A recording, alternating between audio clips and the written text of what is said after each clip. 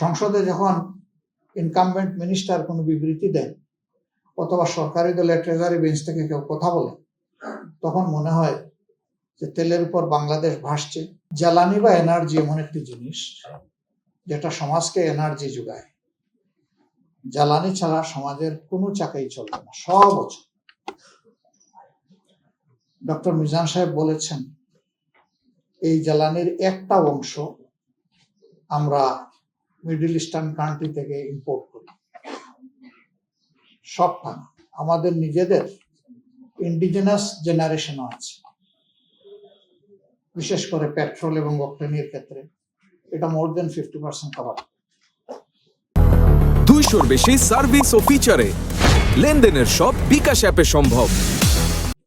আবার আমরা ব্লু ইকোনমির কথা শুনি, কিন্তু ব্লু ইকোনমিতে আমাদের কয়েকটা জাহাজ চলে আর কয়েকটা মাছ তুলে আনি, এর বাইরে কিছু।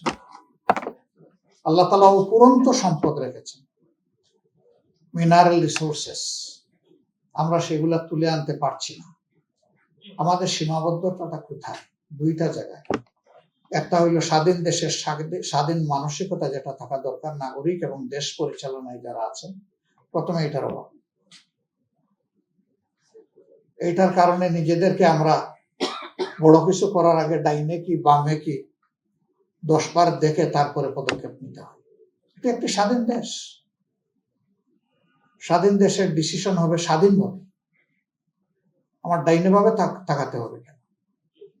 অথচ সবাই আমরা স্লোগান দেই, my country first, Bangladesh first. এই স্লোগানের বাস্তবতা তো দেখাতে হবে। মুখের স্লোগান তো শুনতেছি 54 বছর, এখন প্র্যাকটিসে আনতে হবে। সেই প্র্যাকটিসটা শুরুই হয়। ইভেন দেশের স্থলভাগেও আল্লাহ তাআলা যে অপূর্ব সম্পদ মাটির নিচে দিয়েছেন, সেগুলো সব ক্ষেত্রে প্রপারলি তোলা হচ্ছে। আবার এখানেও আমাদের নিজস্ব এক্সপার্টাইজকে ডেভেলপ করে আমরা যাতে আমাদের রিসোর্স গুলা নিজেরাই তুলতে পারি, আহরণ করতে পারি, তার ব্যবস্থা করার কোন ব্যবস্থা এখানে নাই। আমাদের বাপেক্স আছে, পড়ে আছে। তাদের এক্সপার্টাইজটা আমরা কেন, তাদের স্কিলটা কেন আমরা ডেভেলপ করছি না? আবার তাদের সাথে যখন ইন্টিমেট অ্যাটমসফিয়ারে কথা বলার সুযোগ হয়, তখন বলা হয় যে আমাদেরকে তো ফ্রোজেন করে রাখা হয়েছে, যেটুকু আমাদের স্কিল আছে এটাও তো ইউটিলাইজ করতে দেওয়া হচ্ছে। এটা দিলে তো কাজের মধ্য দিয়ে আমাদের স্কিল বেড়ে যেত। কেন? এখানে বেস্টেড ইন্টারেস্টের প্রশ্ন। Alternate energy, save energy, green energy এখন দুনিয়ার উন্নত দেশগুলো প্র্যাকটিস করে। তারা লিকুইড এবং গ্যাসিয়াস এনার্জির যে রিসোর্স, এটা থেকে তারা বের হয়ে আসতেছে। একদিকে এনভায়রনমেন্টাল পলিউশন থেকে তারা বাঁচতেছে, আরেকদিকে পরনির্ভরশীলতার জিঞ্জির তারা ছিন্ন করে ফেলতেছে। আমাদের দেশে হচ্ছে না, কেন হবে না? ওই এখানে ঘুরে ফিরে সিন্ডিকেশন, পলিটিক্যাল সিন্ডিকেশন, যতগুলা বড় সিন্ডিকেশন দেশে হয় আমাদের দেশে, সবগুলার পিছনে রুলিং পার্টি যারা, তাদের হাত থাকে। 200-র বেশি সার্ভিস ও ফিচারে লেনদেনের সব বিকাশ অ্যাপে সম্ভব। সংসদে যখন ইনকামবেন্ট মিনিস্টার কোনো বিবৃতি দেন অথবা সরকারি দলের ট্রেজারি বেঞ্চ থেকে কেউ কথা বলে, তখন মনে হয় যে তেলের উপর বাংলাদেশ ভাসছে। শুধু কিছু অসৎ চুরচুট্টা মানুষের কারণে আমরা সমস্যায় পড়ে গেছি। এবং এটাও বলা হয় যে আগের থেকে তেলের যে স্বাভাবিক চাহিদা ছিল, ইরান ভার্সাস ইসরায়েলের এই যুদ্ধ বাধার পরে এখন এই চাহিদা অনেকে বাড়াই দিচ্ছে। আচ্ছা, ভালো কথা, তো চাহিদাটা পূরণ করবে কখন? যাওয়া আসা আপনারাও করেন, আমরাও করি। আমি রাত্রে 3টার দিকে একবার এই শহরে ঘুরালাম, ভাবলাম যে দিনের বেলা বোধহয় এই কিউ গুলা হয়, গাড়ি ঘোড়া, মোটর বাইক, এইগুলা। দেখি রাতের দৃশ্যটা কি শেষ সাথে দেখি সেম এন্ড সিমিলার। ওখানে শুধু মোটরসাইকেল একটু কম দেখলাম, কিন্তু গাড়ির কোনো অভাব দেখলাম না। কিলোমিটার্স আফটার কিলোমিটার্স একের পিছনে আরেকজন লাইন দিয়ে দাঁড়ায় আছে, স্টিল। হুইলগুলো মুভ করছে না।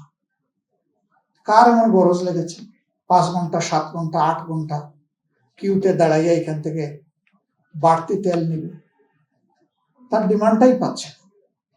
একদিকে এই দৃশ্য, আরেকদিকে চুরাই বাজারে 2.5 গুণ দামে আবার 3 গুণ দামে সেই তেল আবার বিক্রি হচ্ছে। এরা কারা? মাঝে মাঝে লোক দেখানো কিছু অপারেশন আমরা দেখি, এই সবগুলার পিছনে খুঁটির জোর আছে বলে এগুলো হচ্ছে। মড়ার উপরে খাড়ার ঘা।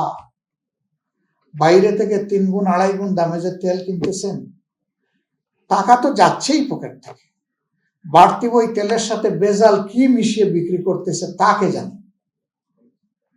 এবং অনেকেই এখন কমপ্লেন করছেন, তেল তো বললাম, গাড়ির তো চাকা ঘুরে না। একদিকে মানুষের পকেট কাটা হচ্ছে, আরেকদিকে এই মানুষগুলোর সম্বলগুলাকেও ধ্বংস করে ফেলা হচ্ছে। কৃষিতে 18% ডিমান্ড।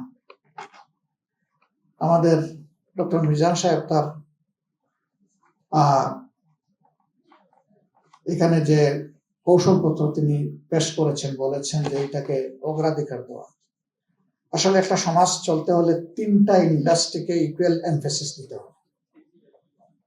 সেইটা দেশ এবং জাতির অবস্থার উপরে নির্ভরশীল। আমাদের দেশ কৃষি নির্ভর এখন, এটা পাবে 1 নম্বর এমফেসিস। 2 নম্বর আসবে ইলেকট্রোমেকানিক্যাল ইন্ডাস্ট্রি। এগ্রো বেসড ইন্ডাস্ট্রির পরেই আসবে 2 নম্বরে ইলেকট্রোমেকানিক্যাল ইন্ডাস্ট্রি। আর এই দুইটাকে আকাঙ্ক্ষার আলোকে, প্রত্যাশার আলোকে, মানসম্মত ভাবে যদি এখান থেকে সার্ভিস নিতে হয়, তাইলে এই দুইটার উপরে যে ইন্ডাস্ট্রি, এটা হচ্ছে হিউম্যান রিসোর্স ইন্ডাস্ট্রি। আমাদের 3টাতেই বেহাল দশা। হিউম্যান রিসোর্স ইন্ডাস্ট্রির এখন আছে আইসিইউতে। কবে এখান থেকে বের হবে আল্লাহ ভালো জানেন। এই ইন্ডাস্ট্রি ডেভেলপ করার জন্য দেশে অনেকগুলা ইউনিভার্সিটি গড়ে উঠেছে, পাবলিক ইউনিভার্সিটি, প্রাইভেট ইউনিভার্সিটি। ইউনিভার্সিটির প্রাণ হচ্ছে R&D। রিসার্চের উপরে সবচেয়ে বেশি গুরুত্ব দেওয়া হবে। আমাদের এখানে রিসার্চ বাজেট অ্যালোকেশন যখন হয়, তখন ফকিরের ভিক্ষা দেওয়া হয়। যা দেওয়া হয় এটাও প্রপার ইউটিলাইজ হয় না, এটা মিসইউজ হয়।